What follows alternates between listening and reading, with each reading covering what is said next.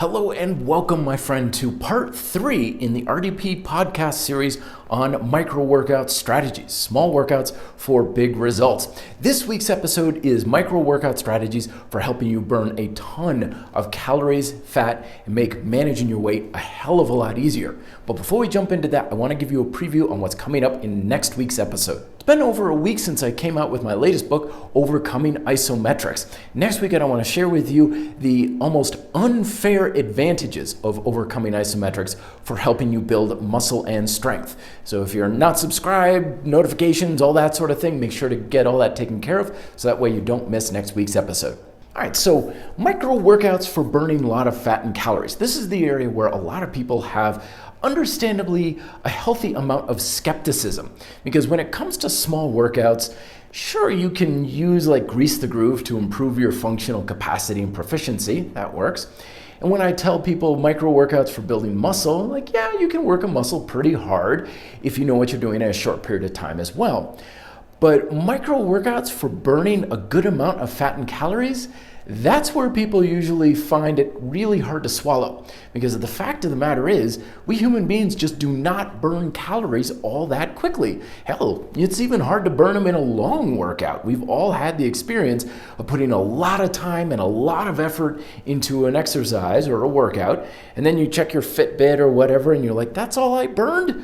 Plus, you got to consider that that number you're reading isn't extra calories.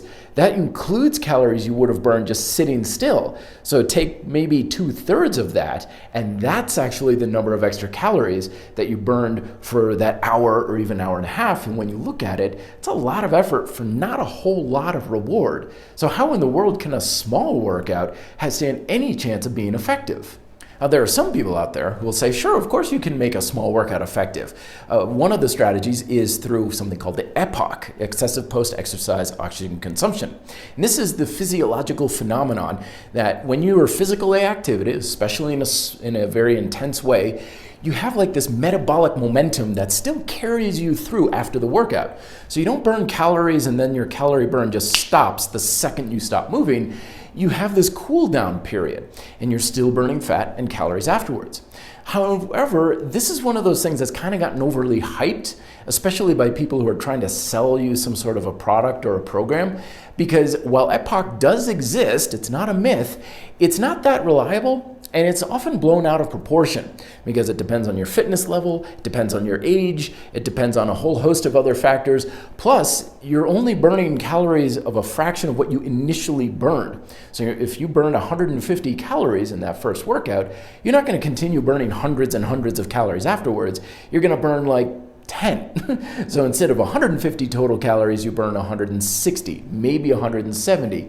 Still a pretty small influence when you consider. And then the other strategy is, well, do small little things, but many times throughout the day. That way it all adds up. Again, very good strategy. And I've used it in the past myself, but I found it to be woefully impractical. This is why a lot of people like to still get one big workout, because then you get to shower, you get to get cleaned up, put on your suit, and then you go to work. It's not that practical for everybody to say, okay, in the middle of your meetings, I need you to be doing jumping jacks, or on the road trip or on the way to the next client or something, I need you to be physically active. It's sometimes hard to fit these small little workout snacks throughout the day in some cases, so it's not the best strategy, especially when you consider we need some sort of a strategy that we can do on a very frequent basis for years on end. So we can't burn a lot of calories in even a short workout. EPOC is not that reliable, and it may not matter all that much, and doing lots of frequent things may or may not be the most practical for various circumstances. So what in the world can we possibly do? Well, this is why I think the information in today is going to be the ultimate game changer. Because the best way to ensure that we're burning lots of fat and calories and managing your weight is a micro workout strategy that is so small, it technically doesn't even exist. Yes, I'm saying the best thing that we can do is nothing. Let me give you a little context of what I mean by that. What I mean by nothing is nothing done purely for the sake of burning fat and calories or for the sake of weight management.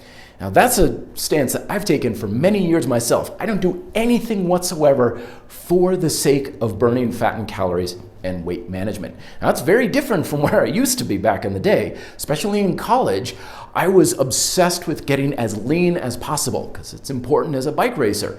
So I was working out like crazy. I was a cardio junkie. I spent more time in the cardio room at the local UVM gym than I did in class because I thought I had to exercise in order to stay lean, in order to burn fat and calories. Now, I don't do anything like that, and I'm even leaner than I was back then. That's why the strategy that I'm proposing for you today is to take the whole exercise and physical activity for the sake of burning and staying lean right off the table. You can't get more minimalist than zero. Take any sort of physical activity. Imagine this for me. What would you do differently if you never had to burn calories in order to stay lean? Like you had a magic pill, your weight and body fat levels are now locked in, and you never have to worry about burning fat and calories.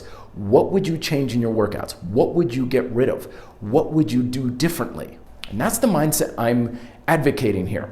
Because when it comes to burning fat and calories, we don't do it very efficiently, which is why a lot of our attempts at doing so eats up a ton of time and energy, which is the opposite approach of micro workouts. But even if we're spending all that time and energy, it still usually isn't that much of an influence unless you're really working out a whole heck of a lot, which may not be the most practical. That's why I'm recommending an approach where you take the whole need to burn calories off the table and you're physically active for other purposes, and the calorie balance is a side benefit. The first of which is physical conditioning. Remember, calorie burn's a calorie burn. Your body doesn't care why it's burning calories. It's the same thing. So you're burning calories anyway with your workouts for improving performance and strength and conditioning. So in that regard, I say if you're going to work out for those reasons. Get out and do your push-ups, do your pull-ups, do some sort of circuit training if you like, whatever it is. Have the intent of making your body perform better, stronger, faster. That way, you're putting that calorie burn to a practical use of transforming your body for a reason that's more important than just trying to stay lean. The second application I recommend is get an active hobby, something for the sake of fun, for the sake of recreation, like I'm a mountain biker. Today I went mountain biking. I didn't do it at all for the sake of burning fat and calories, although I did it because I wanted to go mountain biking. It's fun, I enjoy it.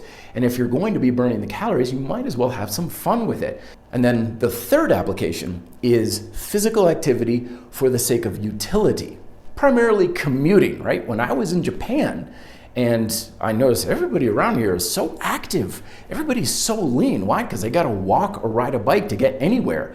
Even if they take a bus or a train, they've got to get to the station. So they're active every single day. And the magic of a physical active commute is you've got to do it every day, even twice. You got to get to the station, then you got to get from the station. So just doing that, even if it's just walking or riding a bike or even rollerblading, you're going to get far more physical activity adding up throughout the week than some sweat fest workout that you do once or twice in a gym. Remember, all physical activity, regardless of its shape or form, is an influence to your total thermic effective activity, or your total amount of calories you burn through physical movement. And that is only one influence to your total caloric expenditure.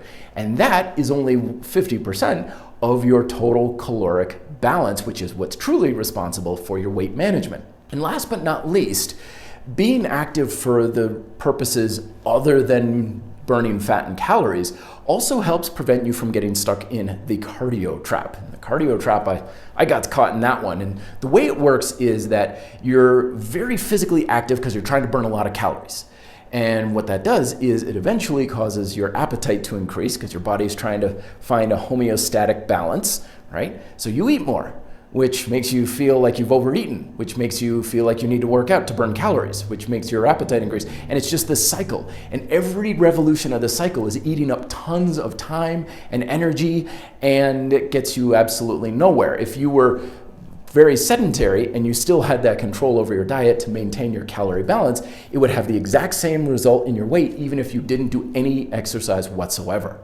That's why the ultimate micro workout approach to helping you burn fat and calories and manage your weight is to take the whole need to exercise to burn calories right off the table and burn your calories with the purposeful intent of fun and recreation, physical conditioning, and commuting. You'll get a lot more out of things, you'll have a lot more fun, you'll get more out of your activity level, and you'll help manage your weight with a lot less stress and anxiety. As always, thoughts, comments, questions down below if you're watching on YouTube. If you're listening, thank you so much. If you feel a review is warranted, I really appreciate that. 5-star reviews help other people find these podcasts as well. And don't forget, next week I'll be talking about the unfair advantages of overcoming isometrics to help you build muscle and strength. Thanks again for watching or listening. Talk to you next time. Be fit, live free.